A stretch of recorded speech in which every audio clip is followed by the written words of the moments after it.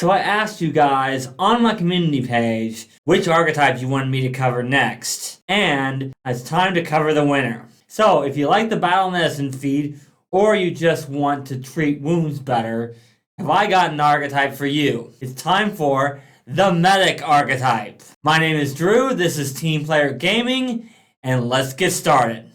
So of course, we've got to start with the dedication. The dedication requires you to be trained in medicine and have the battle medicine skill feat, which I covered in my last video. Taking this dedication immediately makes you an expert in medicine. In addition, when you use battle medicine or treat wounds, you heal additional hit points. In addition, once per day, you can use battle medicine on a creature that is temporarily immune. If you become a master in medicine, you can do so once per hour. Battle medicine on its own is actually pretty limited since you can only do it on a target once per day. But this dedication makes it a lot easier to use medicine during combats and allows you to heal more with non-magical healing that anyone can do. This archetype takes the treat wounds and battle medicine skill actions to a whole nother level and is unique among archetypes because it has a lot of skill feats, which of course you would take in skill feat slots rather than class feat slots, making this archetype actually a lot better with free archetype than some others. Because a lot of the feats are actually skill feats,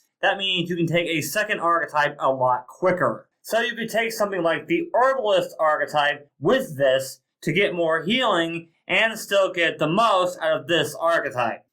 Next up we have Doctor's Visitation, one of the best feats in this archetype. For one action, you can stride and then use either battle medicine or treat poison. If you spend 2 actions, you can stride and then use administer first aid or the treat condition skill feat, which I'll cover next. This is just great action economy. No matter which version of this feat you use, you're essentially getting to stride as a free action, which is downright amazing. But remember guys, this does have the Flourish trait, which means that even if you use the 1 action version of this feat, you can only use this once per round. But action economy is very important in Pathfinder 2e, which is why this is one of the best feats in this archetype. And you can pick it up at level 4. This is a pretty awesome low level feat. Also at level 4, we have our first skill feat with Treat Condition. In order to use this feat, you must have healer's tools and you must be holding them, or you must be wearing them and have a hand free. For 2 actions, you can attempt to reduce the clumsy, enfeebled, or sickened condition. Attempt a counteract check and it's the DC of the source using your medicine skill as the counteract modifier. However, you cannot treat a condition that came from an artifact or a source above 20th level unless you also have Legendary Medic. And even if you do, you increase the DC of your counteract check by 10. Treating a condition that is continually applied under certain circumstances has no effect as long as the circumstances continue. So if you're enfeebled from carrying a specific type of weapon, then this doesn't work as long as you're carrying the weapon. If you get a critical success, then the condition is reduced by 2. If you succeed, the condition is reduced by 1. However, if you critically fail, you actually increase the condition by 1. So you do have to be somewhat careful with this. But this is still a pretty good feat, especially for a skill feat. Most people that take this archetype are going to take this feat at level 5. So they can take a second archetype at level 6. Because remember, even though it's a skill feat, it is part of this archetype, which means it still counts toward the 3 feats you need to take a second archetype. And that's why the medic archetype is one of the best archetypes out there. At level 6, we've got another skill feat with Holistic Care. This requires training in diplomacy and the treat condition feat I just covered. You add frightened, stupefied, and stunned to the list of conditions you can treat with the treat condition skill feat. However, if the stun condition has a duration rather than a value, you cannot use treat condition to treat it. These are good conditions to treat with treat condition. Frightened does go down every turn, unlike Sickened, which is what the original treat condition allows you to treat, but it still might be useful to reduce that. And your spellcasters will love you if you can treat the stupefied condition, as you really do not want to be stupefied if you are a spellcaster. Stunned is also a pretty debilitating condition, so getting rid of that might be useful as well. Granted, slowed is better, but you don't want to be stunned or slowed. The conditions you can treat with the original treat condition actually are the ones you really want to get rid of, but this is still a useful feat, even if you don't use it as much as the original treat condition.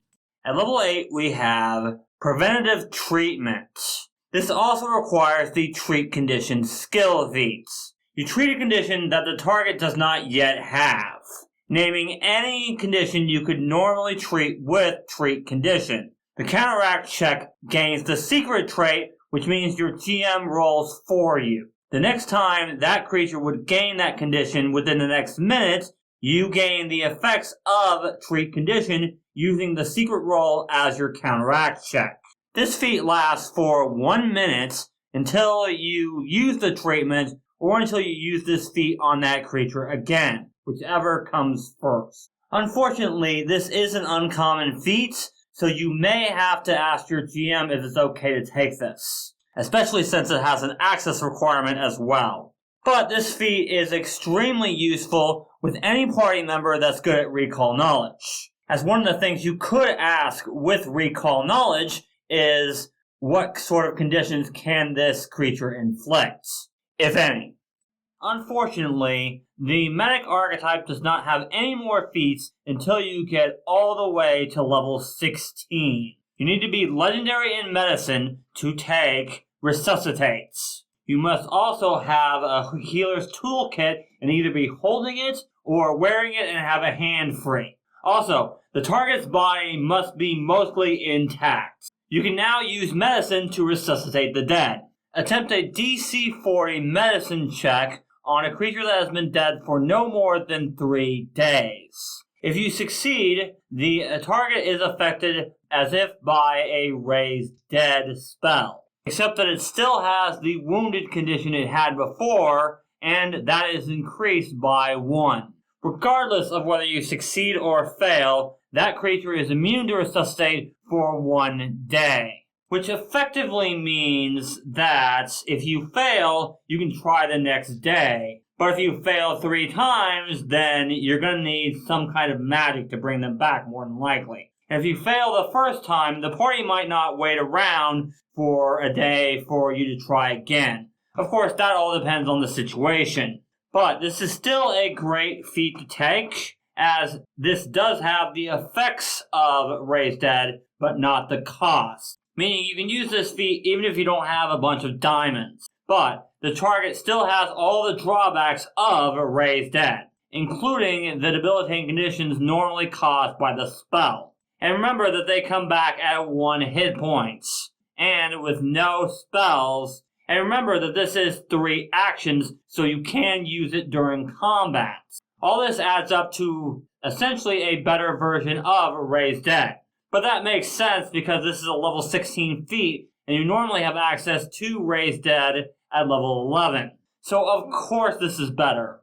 The Medic archetype is one of those archetypes that is extremely useful for the team. Healing is extremely important, especially between combats. And being able to do it in combat more often helps a ton. And this archetype allows you to do it even if you don't have a magical healer in the party. And remember, anyone can take this archetype as long as they're trained in medicine and have the battle medicine skill feats. So even if you don't have great wisdom, you still might consider taking this archetype, especially if you have free archetype. But where this archetype really shines is in druids. Druids are one of the best healers in the entire game. Not only are they wisdom-based, so they're better at medicine than most other classes, but they also have access to magical healing, and more importantly, don't have to have a deity, which means they have access to the godless healing and mortal healing feats, making them even better at medicine checks.